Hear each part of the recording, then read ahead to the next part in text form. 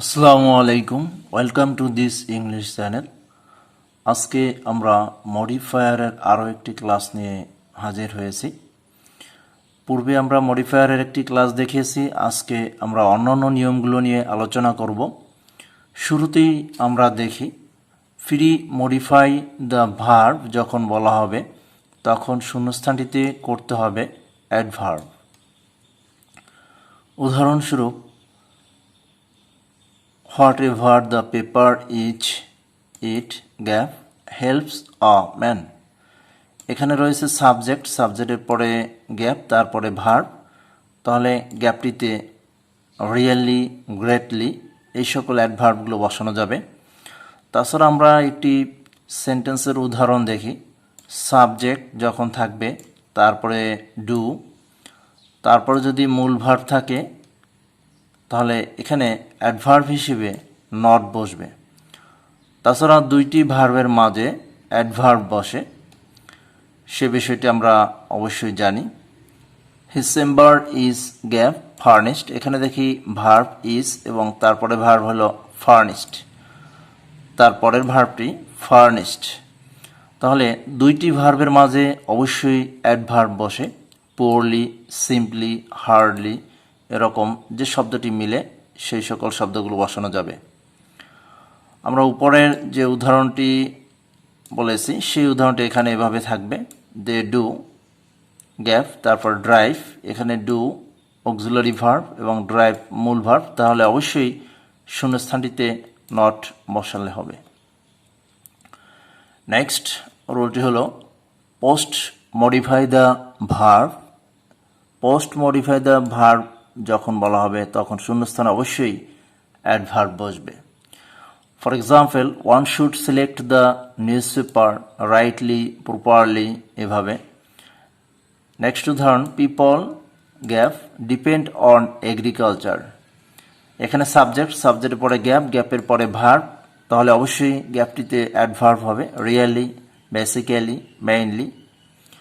Next, the drive gap, তারা চালায় কিভাবে, carelessly or recklessly.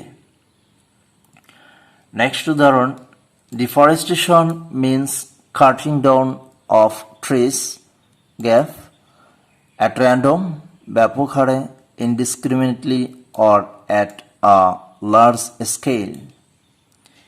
He does gap in every examination, পরীক্ষায় ভালো করা, তাহলে আমরা এই বিষয়টি জানি, অবশ্যই এটা ফ্রেজের মতো ব্যবহার। ডু ওয়েল, তাহলে এখানে হবে ডাজের পরে ওয়েল, পরীক্ষায় সে অবশ্যই ভালো করে। He gets up gap so that he can get enough time, তাহলে শূন্যস্থানটিতে হবে early. Our industries are also rising gap, কিভাবে বাড়তেছে, র্যাপিডলি অর কুইকলি। নেক্সট উদাহরণ, but we are polluting them gap, তাহলে শূন্যস্থানটিতে আমরা ইনডিসক্রিমিনেটলি অথবা এক্সট্রিমলি এভাবে অ্যাডভার্বগুলো আমরা ব্যবহার করতে পারি। নেক্সট যে রুলটি রয়েছে, ইউজ অ্যান্ড ইন্টেন্সিফায়ার যখন বলা হবে তখন আমরা অবশ্যই বেশিরভাগ সময় ভেরি ব্যবহার করতে হবে। সহজ সিস্টেম, ইন্টেন্সিফায়ার যখনই বলবে তখনই ভেরি। তাছাড়া যখন শূন্যস্থানে গ্যাপের পরে দ্যাট দেখা যাবে সেক্ষেত্রে সো বসালে হবে। তাছাড়া quite, enough too, most, extremely এগুলো ব্যবহার হতে পারে। মোস্ট শব্দটি ব্যবহার হয় যখন দায়ের পরে গ্যাপ থাকবে, তারপরে অ্যাডজেক্টিভ ডিগ্রি এর ক্ষেত্রে, সুপারলেটিভ ডিগ্রি এর ক্ষেত্রে দ্য মোস্ট, সেক্ষেত্রে আমরা মোস্ট ব্যবহার করব। তাছাড়া কিছু শব্দ রয়েছে যে শব্দগুলোর পরে ভেরি বসে, আমরা সেটা অবশ্যই জানবো এখানে। ফিল বা ফেল্ট, বিকাম বা বিকেম, লুক, লুকড এগুলোর পরে ভেরি ব্যবহার করতে হয়। For example, they become gap dear and friendly to us, they become very dear. Next উদাহরণ, she felt gap weak, she felt very weak. Next উদাহরণ, food adulteration is increasing gap alarmingly that we cannot stop it, যেহেতু এখানে that তাহলে অবশ্যই শূন্যস্থানটিতে so বসাতে হবে, এখানে very হবে না। It is gap dangerous for human health, very. It plays a important role in our life, এখানে এ, তারপরে গ্যাপ, তারপরে important, very. Flouted water is gap harmful for health, very. তারপরে ইচ গ্যাপ ফিউ, এক্ষেত্রেও very. আমরা একটি বিষয় অবশ্যই খেয়াল করব যে এখানে যখনই ভার্ব রয়েছে সাবজেক্টের পরে, তারপরে গ্যাপ, গ্যাপের পরে দেখি আমরা অ্যাডজেক্টিভ, তাহলে গ্যাপের পরে অ্যাডজেক্টিভ, আমরা জানি অ্যাডজেক্টিভের পূর্বে ভেরি বসে। নেক্সট যে রুলটি রয়েছে কোয়ান্টিফায়ার, কোয়ান্টিফায়ার্স অর্থ হলো সংখ্যা নির্দেশক বোঝানো হয়। 1, 2, much, many, some, several, lot of, এরকম ব্যবহার হতে পারে। For example, there are gap villages in our country, তাহলে there are many villages in our country.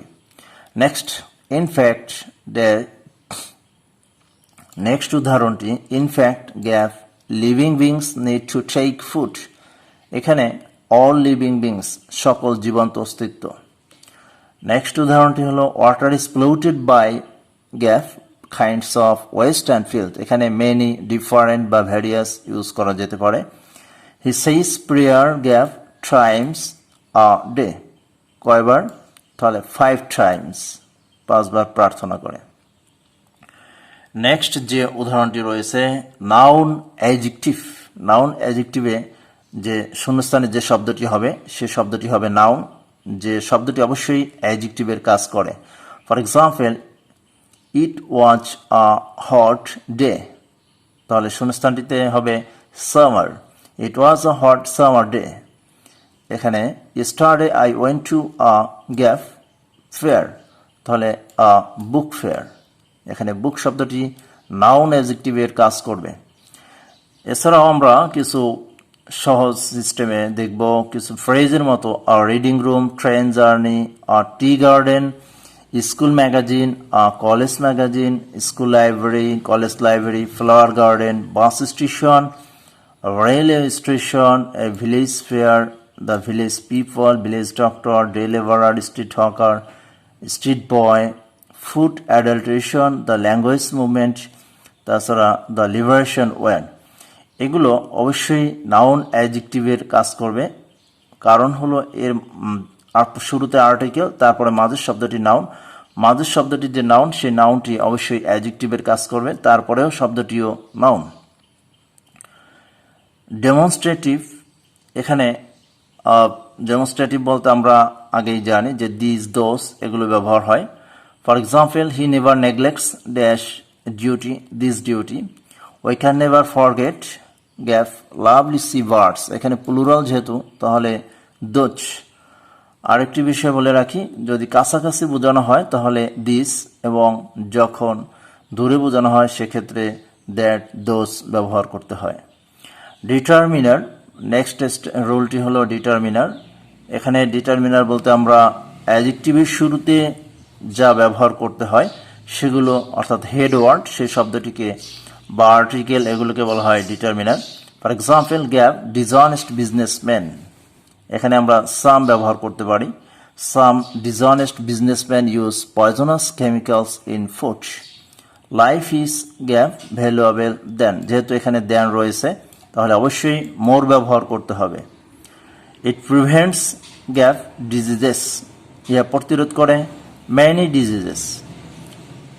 Gap nutritionist can help us, তাহলে একজন nutritionist can help us.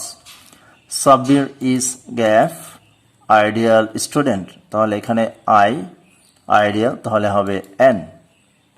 Participle বা present participle বলতে ভার্বের প্রেজেন্ট ফর্মের সাথে আইএনজি করতে হবে। For example, government is trying to mark the tubewells having arsenic gap red colour painting or marking. We can keep fit gap balance diet, এখানে আমরা ব্যবহার করতে পারি চেকিং অর ইটিং। নেক্সট যে রুলটি রয়েছে participle phrase or present participle phrase, ভার্বের present ফর্মের সাথে আইএনজি সাথে নাউন ব্যবহার করতে হবে। যখন ফ্রেজ শব্দটি থাকবে তখন যে বিষয়টি বলা হবে তার সাথে অতিরিক্ত হিসেবে নাউন ব্যবহার হবে। শুরুতেই আমরা দেখি গ্যাপ, তারপরে we can increase our knowledge, তাহলে আমরা লিখতে পারি রিডিং নিউজপেপার। তারপরের শূন্যস্থানটি হলো we are destroying our forest, তাহলে আমরা বলতে পারি কাটিং ডাউন ট্রিস। এখানে আমরা শুরুতেই ব্যবহার করেছি রিডিং, তারপরে নিউজপেপার শব্দটি নাউন, তারপরে এখানে শুরুতে রয়েছে কাটিং ডাউন, তারপরে নাউন ট্রিস। ইনফিনিটিভ বলতে টু এবং ভার্বের প্রেজেন্ট ফর্ম, আর ইনফিনিটিভ ফ্রেজ বললে টু এবং ভার্বের প্রেজেন্ট ফর্মের সাথে নাউন ব্যবহার করতে হবে। Infinitive, for example, a newspaper helps a man gap his general knowledge. কিছু কিছু শব্দের পরে অটোমেটিক্যালি ইনফিনিটিভ অর্থাৎ টু এর ব্যবহার চলে আসে, সেগুলো আমরা অবশ্যই সেন্টেন্স যখন পড়ব তখনই বুঝতে পারবো। To increase. Next, newspaper helps one gap the facts of the world. এখানে টু নো ব্যবহার করা যেতে পারে, টু নো, জানতে। Infinitive phrase to plus verb present form, তার সাথে noun. For example, we should take proper measures to solve this problem. To solve this problem, to solve verb, তারপরে this problem. We should take proper measures, আমাদের প্রয়োজনীয় পদক্ষেপ নেওয়া উচিত। কিসের জন্য? দিস প্রবলেম, এই প্রবলেমটা সমাধান করতে। অ্যাপোজিটিভ বলতে গুণ বোঝানো হয়, যে শব্দটি বা নাউনটি দেওয়া থাকবে তার সাথে আরও একটি গুণ লিখতে হবে। যে শব্দটি থাকবে সেটি কোনো নাম বা বস্তুর নাম থাকতে পারে, অবশ্যই সেই বিষয়টি দেখে তারপরে একটি গুণ লিখতে হবে। ফর এক্সাম্পল, এখানে রয়েছে নেপোলিয়ন একজন রাজা অথবা নেতা, সেই হিসেবে আমরা লিখতে পারি আ গ্রেট লিডার। তারপরে যখন কোনো প্রবলেম নিয়ে থাকবে, load shedding, population problem, drug addiction, এক্ষেত্রে আমরা গ্রেট কার্স ব্যবহার করে দিতে পারি অ্যাপোজিটিভ হিসেবে।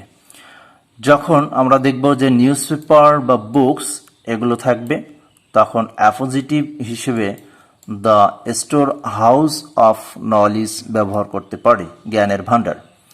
যখন কোনো পার্সন থাকবে, কাজী নজরুল ইসলাম, রবীন্দ্রনাথ, নেলসন ম্যান্ডেলা, যখন এগুলো থাকবে তখন আমরা a great poet, a great leader, a great writer, A reveal poet, our national poet, যে বিষয়টি দরকার হবে সেই বিষয়টি আমরা লিখতে পারবো।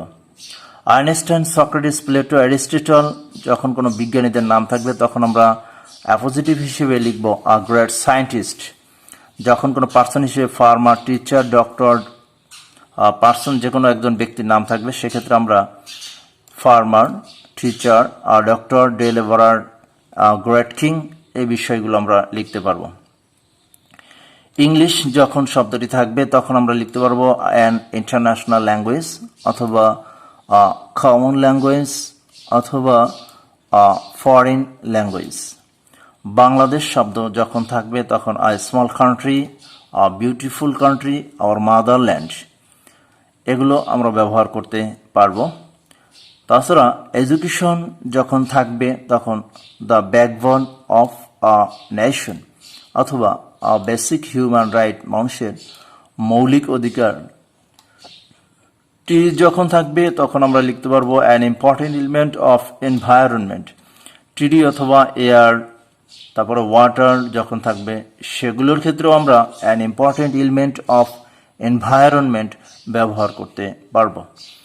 অবশ্যই আমরা নিয়মগুলো শিখে নেব এবং প্র্যাকটিস করব, তাহলে অবশ্যই মডিফায়ার লিখতে সুবিধা হবে এবং পরীক্ষায় আমরা সেগুলো অ্যান্সারগুলো সঠিকভাবে করতে পারবো। আশা করি ক্লাসটি অবশ্যই ভালো করে বুঝতে পেরেছো, এই জন্য সকলকেই ধন্যবাদ। যদি ভিডিওটি ভালো লাগে অবশ্যই চ্যানেলটি সাবস্ক্রাইব করে সাথে থাকবে পরবর্তী ভিডিও পাওয়ার জন্য। Thank you all.